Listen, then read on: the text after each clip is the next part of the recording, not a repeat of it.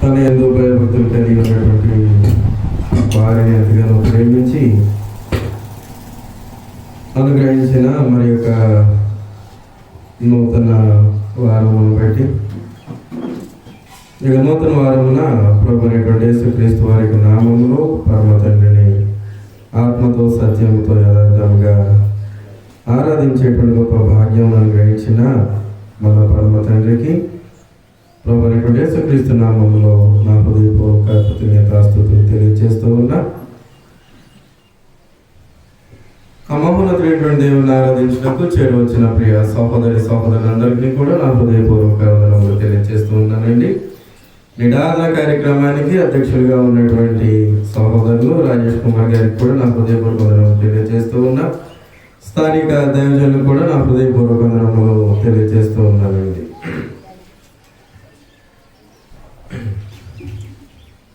ఇందాక కీర్తనలో పాడుతూ వాగ్దానము నాలో నెరవేరెను అని పాడారు.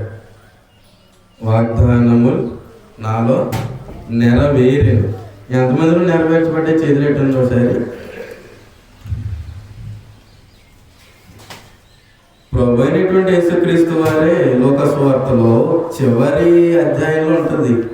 కీర్తనలోను ధర్మశాస్త్ర పుస్తకములలోను నన్ను గూర్చి వ్రాయబడి ఉన్నటువంటి సంగతులు నెరవేరవలనని అప్పుడు రాశారు. అవి ఇప్పుడు నెరవేర్చబడిన చేసిన తర్వాత చెప్పాడు. అంతేనా? చేస్తూ ఉండగా చెప్పాడా? ఇప్పుడు మనం రక్షణలో కొనసాగుతూ ఉన్నామా? ఆ వాగ్దానం నెరవేర్చడానికి ప్రయత్నం చేస్తూ ఉన్నామా? నెరవేర్చేసామా? ఇప్పుడు ఆ రక్షణలో కొనసాగుటకు వాగ్దానంలో నేను నెరవేర్చడానికి ఏం చేస్తూ ఉన్నామండి? ప్రయత్నం. ఎలా నెరవేరునని పాడేసేది? ఇంకా నెరవేర్చబడుటకు వాగ్దానములు ఇచ్చాడు. నెరవేర్చబడాలంటే ఆ ప్రభు అయినటువంటి యేసుక్రీస్తు వారి ద్వారా దేవుడు ఏర్పాటు చేసిన రక్షణ క్రమంలో చచ్చేదాకా నమ్మకంగా కొనసాగితే, నమ్మకముగా వాక్యానుసారముగా కొనసాగితేనే తప్ప నెరవేర్చబడినట్టు కాదు. అంటే ప్రస్తుతము మానవులు ప్రాముఖ్యంగా ఇప్పుడు దేవునికి వాక్యం నేర్చుకుంటున్నటువంటి క్రైస్తవులలో గల ఉద్దేశం ఏంటంటే, ఎలా పోతుంది, ఏ ఉద్దేశంలో పోతున్నారంటేను, ఇక బాప్తిస్మం పొందేసాం కదా, ఇంక అయిపోయింది. ఇక బాప్తిజం పొందేస్తే ఇక రక్షింపబడిపోయినట్టే. ఇక బాప్తిజము పొందేసాము కదా, ఇంకా ఒక్కొక్కసారి వెళ్ళకపోయినా పర్లేదు, ఆచరించకపోయినా పర్లేదు, ఎలా జీవించినా పర్లేదు అనేటువంటి దృక్పథంలో ముందుకు పోతూ ఉన్నారు. That is not the right way. అది సరైనటువంటి విధానము కాదు. ప్రభు ద్వారా ఏర్పరిచినటువంటి మార్గం అది కాదు. రక్షణ మార్గం ప్రభు ద్వారా ఏర్పాటు చేయబడిన రక్షణ మార్గంలో నీవు పూర్తిగా దేని విసర్జించవలసిన వాడమైనావు? దేని విసర్జించాలన్నమాట అండి? శరీర కోరికలను, శరీర వాంఛలన్నింటినీ సైతము విసర్జించి పూర్తిగా నీవు ఆత్మ స్వభావం, ఎవరిది? దేవునిది. ఏ స్వభావంలో పాలివారము అవ్వాలని చెప్పాడు? దేవ స్వభావంలో. ఆ దేవునికి స్వభావం ఏంటన్నమాట అండి? ఆత్మ స్వభావము. గనుక నువ్వు ఆత్మీయంగా ఎప్పుడైతే పూర్తిగా చేయబడ్డావో అప్పుడు, లేకపోతే అప్పుడు దాకా ఇందులో ఉన్నావు అన్నమాట. మనం దేని కొరకు ఆలోచన చేస్తున్నాము? కొరింథీయులకు రాసిన మొదటి పత్రిక 2వ అధ్యాయంలో ఉన్నటువంటి సంగతి. అందులో ఎన్ని విధానాలు కనిపిస్తూ ఉన్నాయి? 2 విధానాలు. ఒకటి ప్రకృతి సంబంధి అయినటువంటి మనుషుడు, 2 ఆత్మ సంబంధి అయినటువంటి మనుషుడు.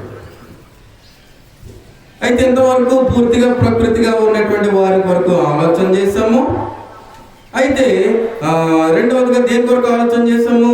దేవుని యొక్క వాక్యమును నేర్చుకుంటూ కూడా ఒక్కొక్కసారి ఆ వాక్యాన్ని పక్కన పెట్టి లోక సంబంధముగా, లోక విధానములలో ఆలోచన కలిగి పోయేటువంటి వారి కొరకును సైతము ఆలోచన చేశాం. అయితే ఇక్కడ కొరింథీయులకు రాసిన పత్రికలో మాట్లాడే క్రమం మాత్రము రెండో విధానమే, అనగా దేవుని యొక్క జ్ఞానమును నేర్చుకుంటూ ఆ దేవుని యొక్క జ్ఞానమును అనుసరించక లోక విధానము వైపు మొగ్గు చూపి వారి యొక్క మెప్పుల కొరకు, వారి యొక్క గొప్పల కొరకు, వారి యొక్క మాటను వినేటువంటి వారి యొక్క అనగా లోక విధానములో తమ యొక్క క్రైస్తవ జీవన విధానమును తీసుకుపోయేటువంటి వారి కొరకు మాత్రమే మాట్లాడాడు. చాలా బాధతో మాట్లాడాడు. ఇది కొరింథీయులకు రాసిన మొదటి పత్రికలో అపోస్తలుడైనటువంటి పౌలు చాలా బాధతో మాట్లాడాడు. ఎందుకంటే వారు ఎంతగా ప్రయాసపడి దేవుని యొక్క వాక్యమును ఆ కొరింథీ పట్టణంలో ఉన్నటువంటి వారందరికీ ప్రకటించారో అదే పత్రికలో తెలియజేస్తాడు ఎంత ప్రయాసపడ్డారో. అంతగా వారి ఆత్మల నిమిత్తము ప్రయాసపడినటువంటి పౌలు వారి జీవిస్తున్నటువంటి లోక సంబంధమైనటువంటి క్రైస్తవ జీవనం మీద దేన్ని జత చేసుకుని లోక సంబంధమైనటువంటి క్రైస్తవ జీవనం అంటే ఏంటన్నమాట, దేవుని సమ్ముఖానికి వస్తారు, దేవుని వాక్యాన్ని నేర్చుకుంటారు, కానీ జీవించేటువంటి జీవితం వచ్చేసరికి ఏ క్రమంలో పోతుంది అనమాట, లోక సంబంధమైన విధానం సరిపోదు. అది నీవు రక్షింపబడుటకు సరిపోదు. మళ్ళీ తెలియజేస్తున్న బాప్తిస్మము పొందినంత మాత్రమున రక్షింపబడిపోయినట్టు కాదు. బాప్తిస్మం పొందితే ఏంటన్నమాట, బాప్తిస్మం పొందడం ద్వారా ఏంటి, రక్షణను స్వీకరించుట మాత్రమే. నువ్వు స్వీకరించవు, నువ్వు ఏ రక్షణనైతే స్వీకరించావో దాన్ని ఏం చేయాలన్నమాట, you have to fulfil it. నువ్వు దాన్ని సంపూర్తి చేయవలసిన బాధ్యత. స్వీకరించవంతే. బాప్తిస్మం పొందుట ద్వారా క్రీస్తును నీ సొంత రక్షకునిగా, నన్ను రక్షించేటువంటి వానిగా నువ్వేం చేసావు అన్నమాట, స్వీకరించావే తప్ప రక్షింపబడిపోవాలి. అనేక సార్లు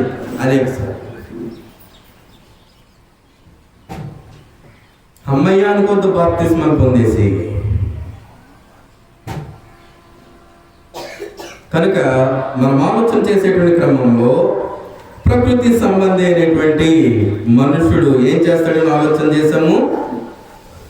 దేవుని యొక్క మా వాక్యాన్ని విని ఆయన యొక్క మార్గంలో ఏం చేయడం అనమాట అండి, గ్రహించక ఏ విధానంలో పోతాడు, మనుషుల యొక్క విధానముల మీద ఆధారపడి దేన్ని అనుసరిస్తాడు అనమాట, ఆ మనుషుల యొక్క అభిప్రాయాలనే అనుసరిస్తూ ఉంటాడనే సంగతిని గురించి ఆలోచన చేశాం. ఎక్కడ, కొరింథీయులకు రాసిన మొదటి పత్రిక 2వ అధ్యాయము 14వ వచనంలో ఉన్నటువంటి సంగతి. మరి ఒక ఆత్మ సంబంధి అయినటువంటి మనుషుడు ఎలా నడుచుకుంటాడు, ఎవరి మీద పూర్తిగా ఆధారపడి ఉంటాడు, దేవుని మీద. ప్రాణం అర్పించినటువంటి ప్రభు అయినటువంటి యేసు క్రీస్తు వారి ద్వారా ఎవరి మీద ఆధారపడి ఉంటాడు అనమాట అండి, దేవుని మీద ఆధారపడి ఉంటాడు. దేవుని మీద ఆధారపడినటువంటి వాడు దేనిని పూర్తిగా విసర్జిస్తాడు అనమాట. చదివేద్దాం ఒకసారి రోమీయులకు రాసిన పత్రిక 8వ అధ్యాయము. రోమీయులకు రాసిన పత్రిక 8వ అధ్యాయము 13-14 వచనములు గత పాఠంలో చదువుకున్నాము, మరొకసారి చదువుతాము. దయచేసి ఉన్నది దేవుని సముఖంలో అనేటువంటి సంగతి ఏ ఒక్కరు కూడా మర్చిపోవద్దు. వినండి, ఉన్నది దేవుని సముఖంలో కనుక వినండి. నిర్లక్ష్యత అనేటువంటిది ఎప్పటికైనా దానికి సమాధానం మీరే అనుభవిస్తారు. అర్థమంది అర్థం కావట్లేదు. దేని విషయంలో నిర్లక్ష్యత, వినేటువంటి దేవుని యొక్క వాక్యంలో నిర్లక్ష్యత వహిస్తే దానికి పర్యవసానము మీ జీవితంలో ఏమో బ్రతుకున్న కాలంలో అనుభవించేస్తారేమో, చెప్పలేము. అది ఏ రూపంలో ఎలా వస్తుందో. దేవుని యందు విశ్వాసం ఉన్నటువంటి, దేవుని కొరకు హతసాక్షులైనటువంటి అపోస్తలులకి ఎన్నో తెప్పలు సరిపోనియా, వారికే ఇక మనం ఎంత. చదువుతాం 8వ అధ్యాయం. మీరు శరీరానుసారముగా ప్రవర్తించినలా, ఏం విని చూస్తారు వాక్యాన్ని, ఏం విని? దేనిని విని? వాక్యమును విని. గట్టిగా మాట్లాడిన పర్వాలా. దేవుని యొక్క వాక్యమును విని కూడా శరీరానుసారముగా ప్రవర్తించిన ఎడల ఏమంటారు? చావవలసిన వారై యుందురు గాని ఆత్మ చేత శారీర క్రియలను. దేని చేత? దేని చేత? ఆత్మ చేత. ఇప్పుడు ఏ ఆత్మ చేత? పరిశుద్ధాత్మ చేత. దేనిని చంపాలి? శారీరక క్రియలను, అనగా శరీర సంబంధమైనటువంటి ఆలోచనలను, ఆ శరీర సంబంధంగా చేసేటువంటి పనులను, శరీర సంబంధముగా చేసేటువంటి ఏదైనా సరే దేనితో చంపాలంటున్నాడు? ఆత్మతో. ఆత్మ ఎప్పుడు వచ్చేది? ఆత్మ ద్వారా చంపివేయాలంటే ఆత్మానుసారంగా బ్రతికితే శరీర క్రియలను చంపేస్తారని చెప్పాడు కదా. మరి ఆత్మ ఎప్పుడు అనుగ్రహించబడుతుంది? బాప్తిస్మం పొందినప్పుడు పరిశుద్ధాత్మ అనేటువంటి వరము అనుగ్రహించబడుతుంది. పొందడంలోనే తేడా వస్తే పరిశుద్ధాత్ముడు ఉంటున్నాడా? ఇక పరిశుద్ధాత్మ లేకపోతే దేవుని యొక్క వాక్యమును అంగీకరించి సర్వసత్యములోనికి నడిపింపబడే అవకాశం ఉందా? లేదు. మరి ఏం చేస్తాడు? మరి బాప్తిస్మం సరిగ్గా పొందకపోతే పరిశుద్ధాత్మ వరం ఉంటుందా? ఉండదు. మరి పరిశుద్ధాత్మ వరము లేనప్పుడు పరిశుద్ధాత్మ యొక్క పని ఏంటి? పరిశుద్ధాత్మనికి దేవుడు అప్పగించిన బాధ్యత ఏంటి? ప్రతి ఆత్మను సర్వసత్యములోనికి నడిపించేటువంటి బాధ్యత దేవుడు ఎవరికి ఇచ్చాడు? పరిశుద్ధాత్మనికి ఇచ్చి ఉండగా, మరి బాప్తిస్మం పొందేటప్పుడే స్థిరమైనటువంటి విశ్వాసముతో, స్థిరమైనటువంటి నమ్మకంతో, స్థిరమైన భక్తితో పొందలేనప్పుడు పరిశుద్ధాత్మని ద్వారా సర్వసత్యం నడిపించబడే అవకాశం ఉందా? అవకాశం లేదు. దేవుని సొంతంగా వస్తాడా? వస్తాడు. ఎందుకు వస్తున్నాడు?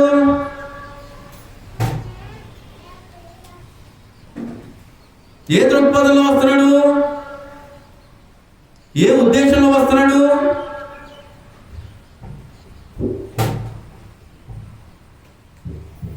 అర్థమవుతుందా? అర్థం కావట్లేదు. మార్చబడాలి.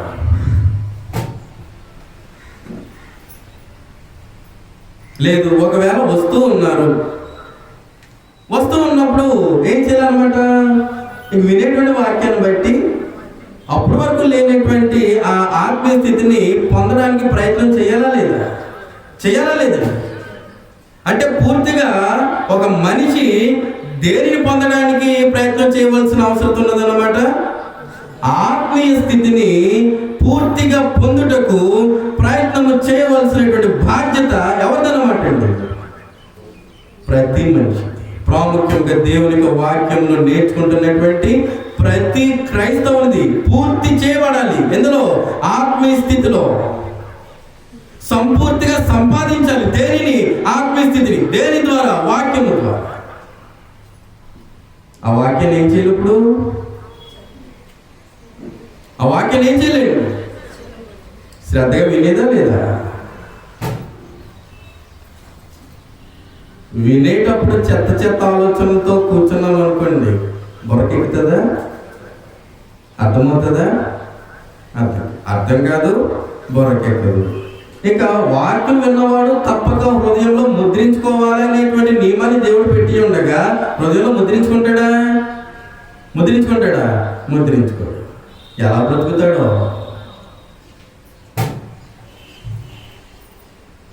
బ్రతుకుతారా? ఎలాగనా? ఆత్మ సంబంధంగా బ్రతుకుతారా అంటేనో పూర్తిగా బ్రతకలేరు. స్థిరంగా వినకపోతే, వింటేనే ఏదైనా. ఈనాడు అనేక కుటుంబాలలో లోపాలు ఎక్కడి నుండి వస్తాయనుకుంటున్నారు?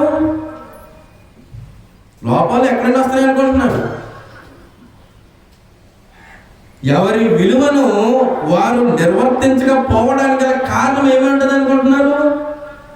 ఏమంటది? వాక్యానికి లోబడక. ఎక్కడ ముద్రించుకోమని చెప్పాడు? హృదయంలో. ఎక్కడ ముద్రించుకోలేదు? హృదయంలో ముద్రించుకోలేదు. ఎవరి విలువను వారు వాక్యానుసారంగా చూపించుకోగలరు? అప్పుడు చూపించుకోలేదు. వాళ్ళ కుటుంబం ఏమవుద్ది? కుటుంబం ఏమవుద్ది?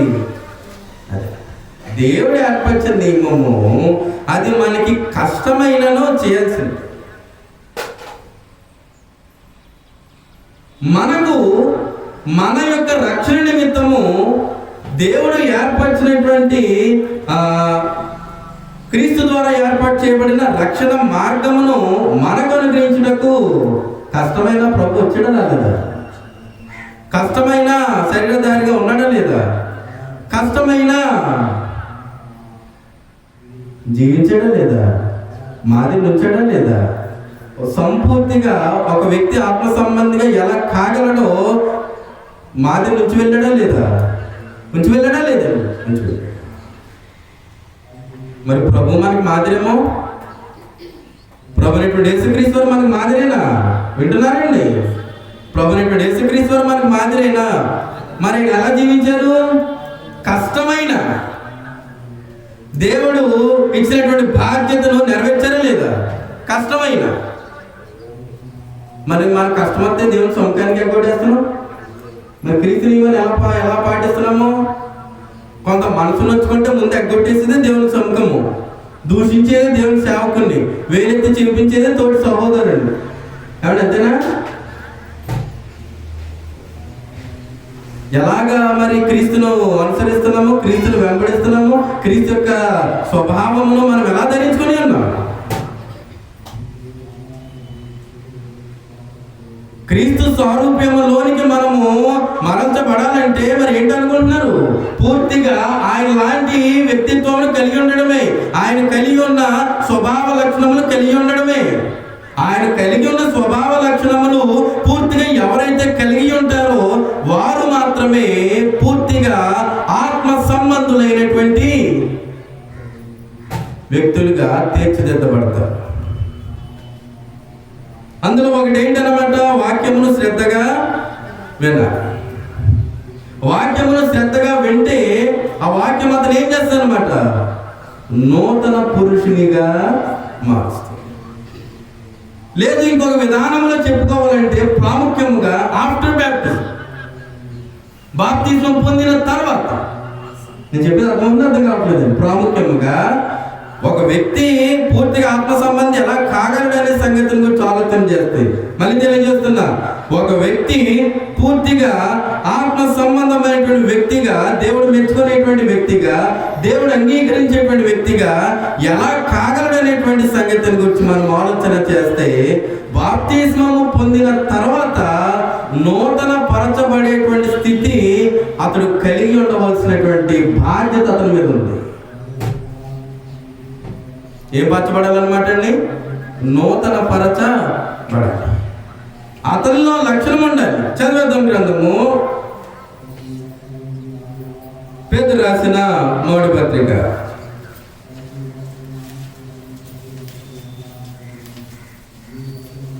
పేతురు రాసిన మొదటి పత్రిక 1వ అధ్యాయము, క్షమించండి 2వ పత్రిక 1వ అధ్యాయము 4వ వచనం. 2వ పత్రిక, పేతురు రాసిన 2వ పత్రిక 1వ అధ్యాయం 4వ వచనం. ఆ మహిమ గుణాతిశయములను బట్టి ఆయన మనకు అమూల్యములను అత్యధికములనైన వాగ్దానములను ఏం చేశాడు? ఎలా చెప్పుకున్నాం కదా, అది వాగ్దానములను ఏం చేశాడు? ఆయన అనుగ్రహించాడు. ఆయన అనుగ్రహించిన వాగ్దానములు ఎలాంటివి? అమూల్యమైనవి. నెంబర్ 1. నెంబర్ 2, అత్యధికములైనవి. మొట్టమొదటిది ఏంటండి? అమూల్యమైనదిగా వెనకట్టలేనిది. ఏది? దేవుడు క్రీస్తు ద్వారా మనకు అనుగ్రహించినటువంటి తన యొక్క వాగ్దానం, అనగా తన యొక్క జ్ఞానం అమూల్యమైనది. రెండోది ఏంటన్నమాట? అత్యధికమైనది. అత్యధికమైనది వేటితో పోల్చేటువంటిది కాదు. నువ్వు వేటితోనైనా నువ్వు పోలిస్తే దానితో ఇది సరితోగదు. దేవుని యొక్క వాక్యముతో ఏది కూడా సరితోగదు. నువ్వు ఏది పెట్టినా, నీ స్వభావం పెట్టినా, నీ తత్వాన్ని పెట్టినా, దేనిని పెట్టినను పై స్థాయిలో ఉండేది ఏదనమాట, ఎప్పుడు కూడా దేవుని యొక్క వాక్యం. గడ్డి ఎండును దాని పూరాలును, కానీ ప్రభు వాక్యము ఏం చేయబడుతుంది అనమాట, ఎల్లప్పుడూ ఎల్లప్పుడూ నిలుచును. కారణం ఏంటంటేనో అది అత్యధికమైనది, అమూల్యమైనది. దేవుని యొక్క వాక్యం యొక్క స్వభావం అదైనప్పుడు, ఏది అమూల్యమైనప్పుడు, ఆ వాక్యం నేర్చుకునేటువంటి వారిని అట్టి స్థాయిలో ఉంచదా, అట్టి స్థితిలో నడిపించదా? దేవుని యొక్క వాక్యము అత్యధికమైనదైనప్పుడు ఆ వాక్యానికి లోబడి ఆ వాక్యానుసారంగా బ్రతికేటువంటి వారిని అత్యధికమైన స్థానంలో ఉంచదా అండి? ఆ ఆలోచన లేక బ్రతుకుతున్నారు కనుకనే ఆత్మీయంగా ఆత్మీయ స్థితిని సంపూర్తి చేయడంలో మధ్య మధ్యలో ఏం చేయబడుతున్నారు అనమాట, పంటిలు కొట్టుకుంటూ పోతారు.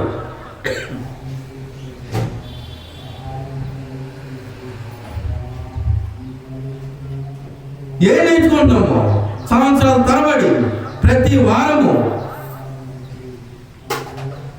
అటు బైబిల్ తరగతులు అనబడినటువంటివి కానివ్వండి, లేదంటే ఆదివారము కానివ్వండి, లేదంటే గృహ కోడికలు కానివ్వండి, లేదా కృతజ్ఞత కోడికలు కానివ్వండి, బోధిస్తున్నటువంటి దేవుని యొక్క వాక్యాన్ని ఏం నేర్చుకుంటున్నారు, ఎలా మార్చబడుతున్నారు, ఎలా మార్చబడాలనేటువంటి సంగతిని గురించి ఇంత గొప్ప వాక్యాన్ని ఇచ్చాడు. అమూల్యమైనటువంటి అత్యధికమైనటువంటి వాక్యాన్ని ఎందుకు ఇచ్చాడు? ఎందుకు ఇచ్చాడు? చదవడానికి ఎందుకు ఇచ్చాడు? మన వాగ్దానంలో అనుగ్రహించి ఉన్నాడు. ఎందుకు ఇచ్చాడు అనమాట, దురాశను అనుసరించడం వలన లోకమందున్న భ్రష్టత్వమును ఈ వాగ్దానముల మూలముగా మీరు తప్పించుకొని. ఎందుకు ఇచ్చాడు అనమాట అండి? ఎందుకు ఇచ్చాడు అనమాట అండి? ఎలాంటి వాక్యాన్ని ఇచ్చాడు? ఎలాంటి వాగ్దానాన్ని ఇచ్చాడు? మొట్టమొదటిది ఎలాంటిది? నోర్దెరలందరూ ఎలాంటిది? అమూల్యమైనది. రెండోది ఎలాంటిది? అత్యధికమైనది. ఎందుకు ఇచ్చాడు? ఎందుకు ఇచ్చాడండి? దురాశను అనుసరించడం వలన లోకమందున్న భ్రష్టత్వమును ఆ అమూల్యమును అత్యధికములైనటువంటి వాగ్దాన మూలముగా మీరు తప్పింపబడడానికి. తప్పింపబడి ఏం చేయడానికి?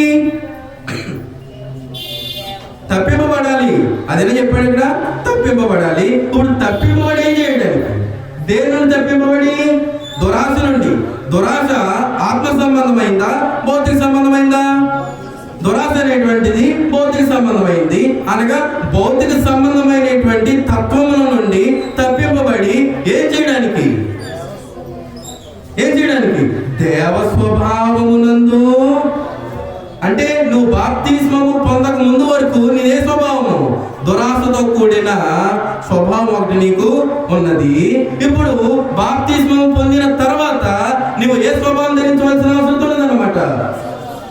అదే స్వభావం అది. దాన్ని ఏమన్నాడు? నవీన స్వభావము అని అన్నాడు, లేదంటే నూతన స్వభావము అని అన్నాడు.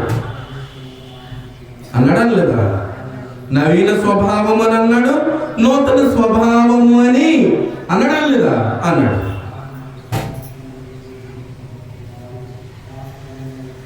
ఆ నవీన స్వభావమే ధరించుకోవాలంటే మళ్ళీ మొట్టమొదటి ఏం చేయాలి? అమూల్యమును అత్యధికములైన దేవుని వాక్యాన్ని ఏం చేయాలి? శ్రద్ధగా విని నీ కొరకు క్రీస్తు ద్వారా దేవుడు ఏర్పాటు చేసిన రక్షణ విధానమును ఏం చేయాలన్నమాట. రక్షణ విధానమును నీవు అంగీకరించు. ఆ రక్షణ విధానంలో నీవు చేర్చబడి. ఎలా చేర్చబడాలి? రక్షణ విధానంలో ఎలా చేర్చబడాలి? వాక్యానుసారంగానే. ఆ వాక్యము వినుటలో లోపమైతే వాక్యానుసారంగా దేవుడు ఏర్పడిన రక్షణ మార్గంలోనికి నువ్వు అడుగు పెట్టగలవా? ఆ రక్షణ మార్గంలో అడుగు పెట్టడమే లోపమైతే నవీన స్వభావం ధరించుకోగలవా? ఈ నవీన స్వభావం ధరించుకోకపోతే తర్వాత ఇంకా అనేకమైనవి ఉన్నాయి. ఇవన్నీ ఇంకెప్పుడు ధరించుకునేది? బాప్తిజం పొందిన వెంటనే ధరించుకోవలసినటువంటి కొన్ని లక్షణాలు ఉన్నాయి. గుర్తించి చచ్చేంత వరకు ఆ లక్షణాలని కొనసాగింప చేయవలసినటువంటివి కొన్ని ఉన్నాయి. ఇంకెప్పుడు? బాప్తిస్మములు పొంది సంవత్సరాల తరబడి గడిచినప్పుడు అయినప్పటికీ ఆత్మీయంగా సంపూర్ణమైనటువంటి స్థితిని సంపాదించలేనటువంటి బ్రతుకులు ఇప్పుడు ఇంకా.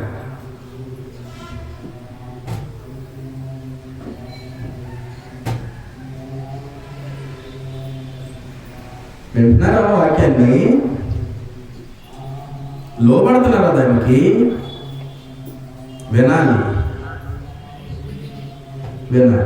రైట్. ఇందులో దేవుని వాక్యాన్ని మేము ఎప్పుడు శ్రద్ధగా వింటున్నామని చేసేస్తాను. ఒకసారి మేము వాక్యాన్ని వింటున్నాము, వింటలేదా? మిగతాళ్ళు తెలిసిపోతారులే. అందరూ వింటున్నారా? కొన్ని నోటితో చెప్పండి. అందరూ వింటున్నారా? అంగీకరిస్తున్నారా? సరే, చిన్న ఉదాహరణ చూద్దాం. మరి ఇక్కడ దొరుకుతారో మరి ఏం చేస్తారో నాకైతే తెలియదు. మత్తయి సువార్త 5వ అధ్యాయము. వాక్యాన్ని ఒప్పుకుంటేనే నవీన స్వభావము, ఒప్పుకోకపోతేనా? ఒప్పుకుంటేనేనా? లేకపోతే రక్షణ ఒప్పుకోబడతాయి. నవీన స్వభావం ధరించుకుంటామా? ఏ స్వభావంలో వెళ్తాము? నువ్వు బాప్తిసం పొందకముందు ఏ స్వభావంలో ఉన్నావు, ఇప్పుడు అదే స్వభావంలో ఉంటావు. ఎప్పుడు కానీ చచ్చేదాకా దాంట్లోనే ఉంటావు. చదువుదాం గ్రంథం ఏం మాట్లాడుతుందో. ఎఫెసీయులకు రాసిన పత్రిక 5వ అధ్యాయంలో. మత్తయి సువార్త చెప్పానా? క్షమించండి. ఎఫెసీయులకు రాసిన పత్రిక 5వ అధ్యాయం. ఎఫెసీయులకు రాసిన పత్రిక 5వ అధ్యాయం.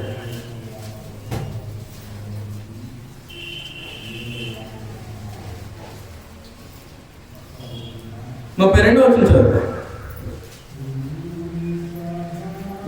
నిజంగా దేవుని మాటను అనగా దేవుని యొక్క వాక్యాన్ని వింటున్నారో లోబడుతున్నారో ఇప్పుడు చెప్పండి. మీకు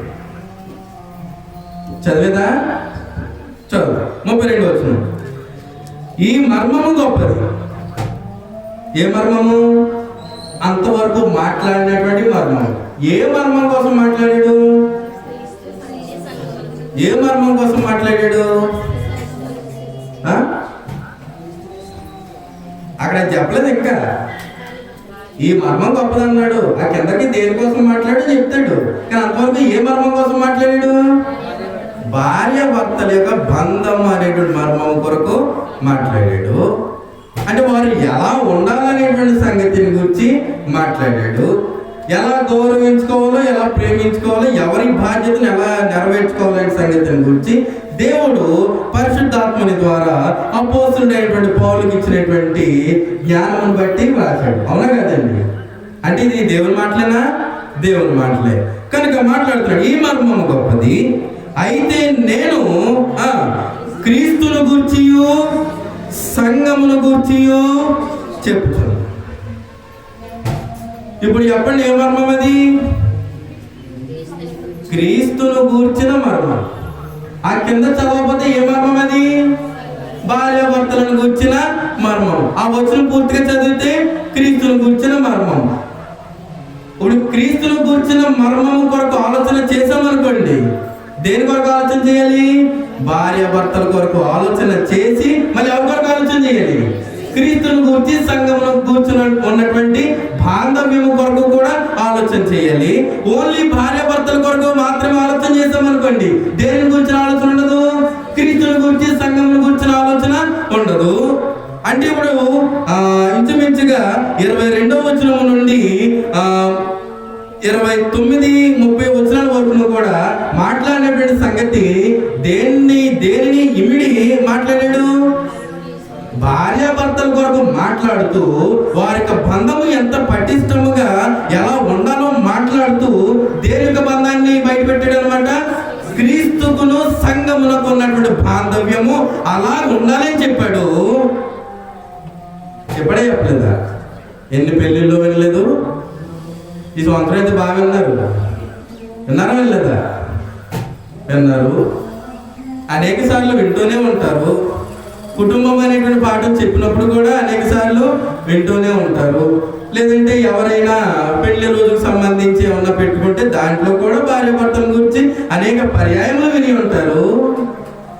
ఎంతవరకు దాన్ని నెరవేరుస్తున్నారమ్మా? మొట్టమొదటిగా స్త్రీల దగ్గరికి వెళ్తారు.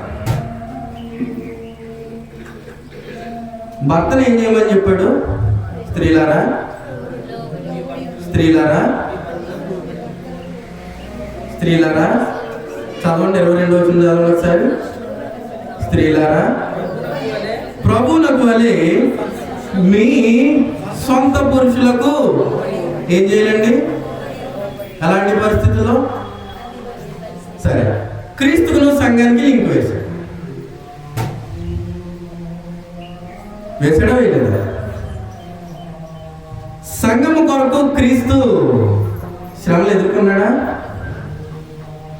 సంఘము కొరకు క్రీస్తు శ్రమలను ఎదుర్కోలేదా? ఎంత శ్రమను ఎదుర్కొన్నాడు?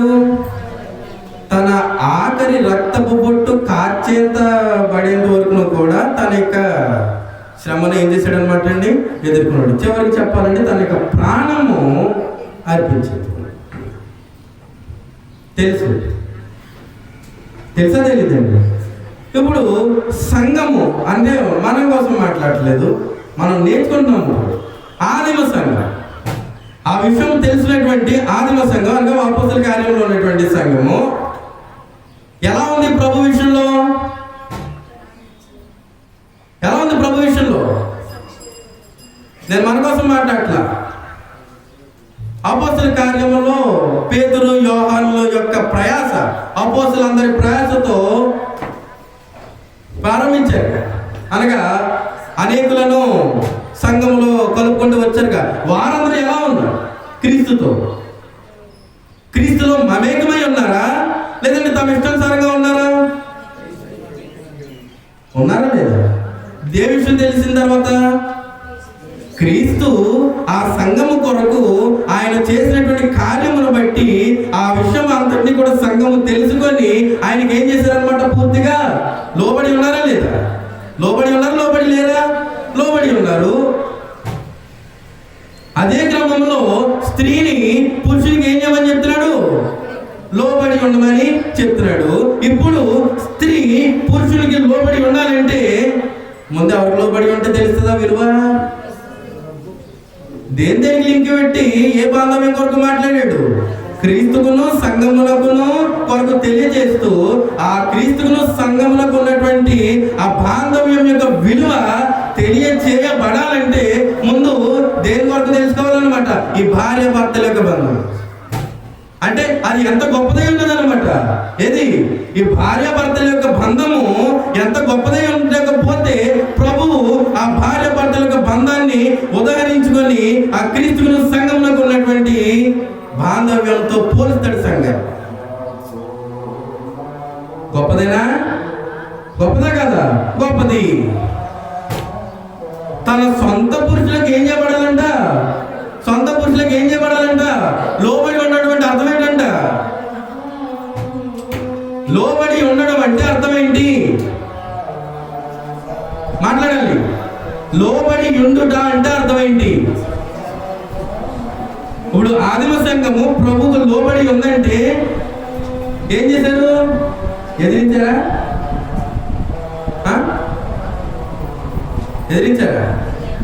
చదువుకున్నారా? మాట సమాధానం చెప్పారా? మీరు మీ సొంత పురుషుల విషయంలో ఎందుకు చెప్తున్నానంటే దేవుడు నిన్ను తప్పిపోతుందని చెప్తున్నా, ఇంకోటి ఏం కాదు. దేవుడు ఏర్పాటు చేసినటువంటి క్రమము తప్పిపోతుంది. ఆ నియమంలోనే స్థిరంగా ఉండకపోతే ఇంకా క్రీస్తుతో సరైనటువంటి సత్సంబంధం కలిగి ఉంటారా?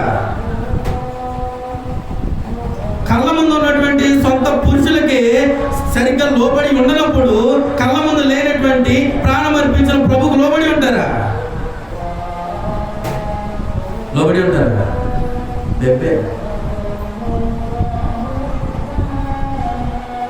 మరి పురుషుల కొరకు ఏం మాట్లాడాడు? మీరును మీ భార్యలను ప్రేమించడం అగేసాడు. దాని వల్ల మాట్లాడడం స్త్రీల కోసమే చెప్పి వదిలేసాడు అనుకుంటున్నారు కదా. ఏం పర్లేదు. ఉదాహరణ చెప్పాను. ఎంత ఉదాహరణ వాడు చెప్తే చాలు, అన్నీ చెప్పకూడదు. అన్నీ చెప్తే టైం అయిపోద్ది కదా. ఏమండి?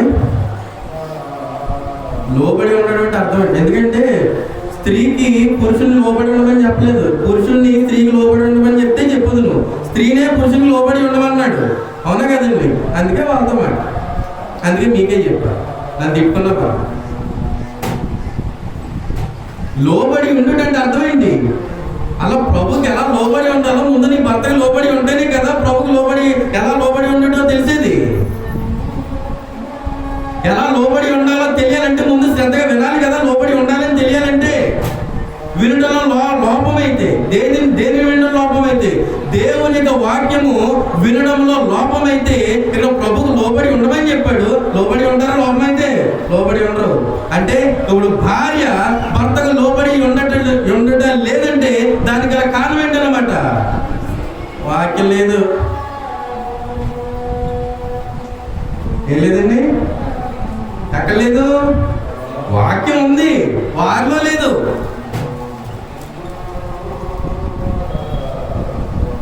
సమస్త మనుషుల కొరకు ఏమో ప్రభు తను తగ్గించుకుని ప్రాణం అర్పిస్తే, బాప్తిసం పొంది కూడా లోబడడం ఎలాగో తెలీదు. బాప్తిసం పొందిన తర్వాత కూడా ఎలాంటి పరిస్థితుల్లోనైనా లోబడి ఉండి తీరాల్సింది అంతే.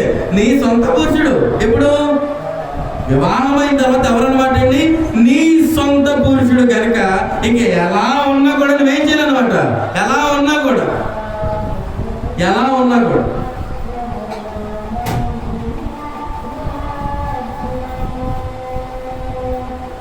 దానికి స్థానిక సంఘంలోనే ఒక సోదరి గురించిన ఉదాహరణ చెప్తాను, పేరైతే చెప్పను.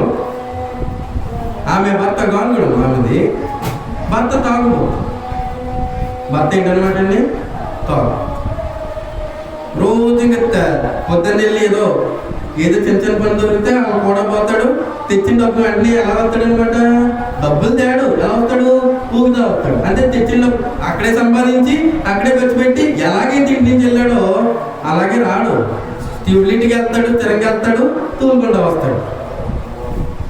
అదొంది అర్థం కావట్లేదు. అంటే ఏం చేశాడు అనమాట? తాగేసి వచ్చాడు. ఇప్పుడు రోజు తాగుతున్నటువంటి భర్తను ఎవరైనా గౌరవిస్తారా?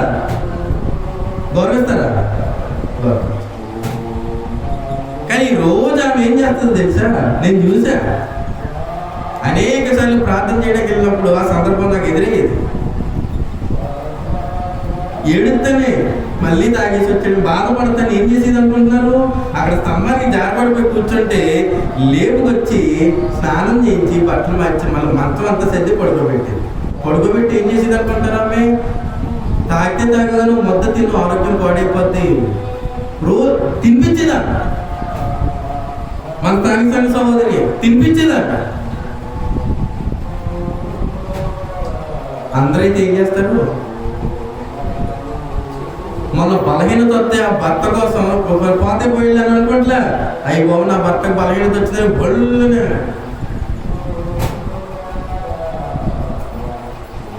ఎలా ఉన్నా కూడా అలాంటి నీకు వ్యతిరేకంగా ఉన్న పరిస్థితుల్లో కూడా నువ్వేం చేయబడాలన్నమాట? లోబడి.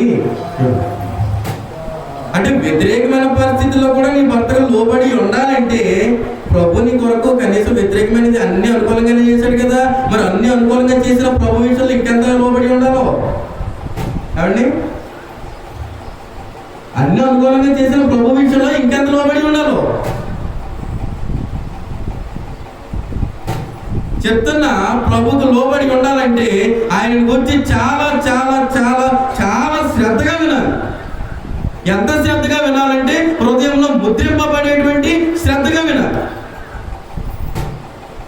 వినకపోతే లోబడడంలో ఏమవుతుందన్నమాట? లోపం వస్తుంది. లోబడుటలో లోపం అయితే ఇప్పుడు మనం చదువుకున్న దైవ స్వభావంలో పాలివారం అవుతామా? వినడంలో లోపం వస్తాయి. కారణం ఏంటి? ఈ వినడానికి ఈ దేవ స్వభావానికి మధ్యలో ఏమున్నాయన్నమాట? బాప్తిస్మము పొందుటలో ఏం లేదనమాట, క్రమం లేదు. ఈ బాప్తిజం పొందిన ద్వారా పరిశుద్ధాత్మ అనేటువంటి వరము లేదు. ఈ రెండు లేకపోవడం ద్వారా ఈ నవీన స్వభావంలో పాలివరం అవుతాడా? దేవ స్వభావాన్ని పొందుకుంటాడా? పొందుకోడు. ఏమవుతాడు? చూసారా? దేవుని వాక్యమును నేర్చుకుంటూ ప్రకృతి సంబంధమైన శరీర సంబంధమైన మనుషుడిగా బ్రతికితే ఎన్ని కష్టాలు చూసారా.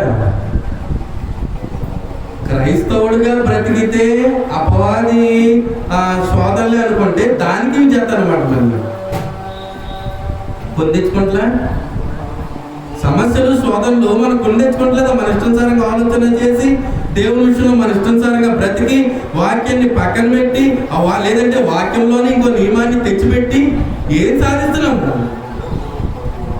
మనల్ని సర్వసత్యంలోనికి నడిపించేటువంటి పరిశుద్ధాత్మనే మనం పూర్తిగా పొందలేకపోతున్నాము. ఇంక రక్షణ పొందేస్తామా?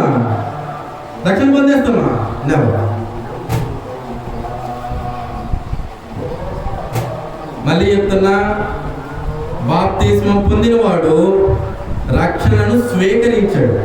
స్వీకరించినటువంటి దానిని ఏం చేయాలన్నమాట అండి? నమ్మకముగా చచ్చేంత వరకు కొనసాగాలి. ఆ కొనసాగేటువంటి క్రమంలో మొట్టమొదటి ఏంటన్నమాట? దేవుని వాక్యాన్ని విడిచిపెట్టొచ్చా? విడిచిపెట్టకూడదు.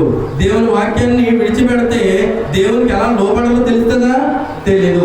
దేవునికి స్థిరంగా లోపడకపోతే దేవ స్వభావంలో పాలివారు అవుతారా? పాలివారు కారు. దేవ స్వభావంలో పాలివారు కాకపోతే తర్వాత వచ్చే లక్షణం ఇంకా మొట్టమొదటి తెలియదు, తర్వాత ఉంటాయి కదా. కనుక ఏం చేయమని చెప్తున్నాడు అనమాట? ఏం చేయమని చెప్పాడు? పేతురు పత్రికలో ఏం చేయమని చెప్పాడు? 2 పత్రిక 1:4 మీరు మళ్ళీ చదివేస్తున్నా, ఆ మహిమ గుణాతిశయములను బట్టి ఆయన మనకు అమూల్యములను అత్యధికములనైన వాగ్దానములను అనుగ్రహించి ఉన్నాడు కనుక. అది గొప్పదా? మీ సొంత ఆలోచన బట్టి మీ దురాశ గొప్పదా? మీ సొంత ఆలోచన గొప్పదా? మీ సొంత విధానం గొప్పదా? మీ ఆలోచన మీకు అమూల్యమైనదే ఉంటుంది, కానీ దేవుని దృష్టిలో ఏంటన్నమాట? పెంట. దాన్ని అంగీకరిస్తాడు అనుకుంటున్నారు దేవుడు ఎప్పటికీ దానిని ఏం చేయడు అనమాట అండి, అంగీకరించాడు. కనుక ఎలాంటి వాగ్దానాలు ఇచ్చాడు? అమూల్యములను అత్యధికములైనటువంటి వాగ్దానములు దేవుడు మనకు దయచేసి ఉండగా దేన్ని విసర్జించాలి? దురాశను అనుసరించడం వలన లోకమందు ఉన్నటువంటి భ్రష్టత్వాన్ని దేని వల్ల విసర్జించాలి? అమూల్యములు అత్యధికములైనటువంటి దేవుని యొక్క వాగ్దానముల ద్వారా ఈ లోక సంబంధమైనటువంటి భ్రష్టత్వాన్ని అంతటినీ కూడా ఏం చేయాలి? విసర్జించాలి. విసర్జించకపోతే ఇంక్లూడింగ్ విత్ ద థాట్స్, ఆలోచనలతో సహా, మర్చిపోకండి, ఆలోచనలతో సహా నీవు విసర్జించకపోతే దేని పొందుకోలేవు అనమాట. ఆలోచనలతో సహా దేని విసర్జించాలి? లోక సంబంధమైనటువంటి భ్రష్టత్వం. మరి పని చేయాలంటే మొత్తం ప్రారంభమైంది అక్కడ. కనుక ముందు అక్కడ వచ్చిందని అక్కడే చంపివేయమన్నాడు. నువ్వు చంపవుగా, ఇదేదో బాగున్నట్టుంది, చేసి చూద్దాం ప్రయత్నం. మనం ఏం చేస్తామంటే ప్రాక్టికల్ చేస్తాం అనమాట. ఆ కెమికల్ కోసం తెలియని ప్రాక్టికల్ చేస్తే ఎలా ఉంటుంది? ఏమవుద్ది? వాడి మొఖం మసి అయిపోతుంది. అలాగనండి లోక ఆత్మ సంబంధమైనటువంటి దానిలో శరీర సంబంధమైనటువంటి కలిపేటువంటి ప్రయత్నం చేసామనుకో, ప్రయత్నం చేయాలి, అసలు ప్రయత్నం కూడా చేయకూడదు. చేసామే అనుకో, అట్టి ప్రాక్టికల్ చేసామనుకో, నీ జీవితం మసి ఏం కనబడదు. ఇంకా ఆత్మీయ జీవితం వరకు తక్కువ అంచనా వేయడం అక్కడ నేర్చుకుందాం. ఇది నిజానికి చాలా పెద్ద పాఠం ఇది. ఇప్పుడు మనము ఎవరు అంటే ఎలాగున్నా ఒక వ్యక్తి ఆత్మ సంబంధమైన వ్యక్తిగా కాగలనే సంగతి గురించి ఆలోచన చేస్తున్నాం. ఇప్పుడు దేని గురించి అనమాట అండి? ఒక వ్యక్తి ఎలా ఆత్మ సంబంధంగా కాగలడు సంపూర్తిగా అనేటువంటి సంగతి గురించి ఆలోచన చేస్తున్నాం. అందులో ఒకటి ఏం నేర్చుకున్నాము? దేవ స్వభావంలో పాలివారు అవ్వాలి. ఏమంటే దేవుని యొక్క వాక్యాన్ని శ్రద్ధగా వింటే, లేకపోతే అది కూడా ఉండదు. జాగ్రత్త. దేవ స్వభావంలో నుండి పాలివారు కాకపోతే మీరు సంపాదించేది మాత్రం ఏమీ దయచేసి గమనించి దేవుని యొక్క వాక్యం లోబడండి. ఉదాహరణగా చెప్పిన దాని కొరకు కూడా ఆలోచన చేయండి. లేకపోతే దేవుని విషయంలో మీరే దొంగ పెట్టేస్తారు.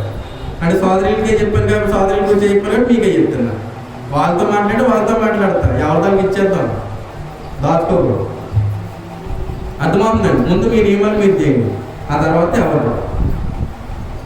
ఇంతవరకు శ్రద్ధగా ఉన్నది మీ అందరికీ క్రీస్తు వందనములు తెలియజేస్తూ అందరికీ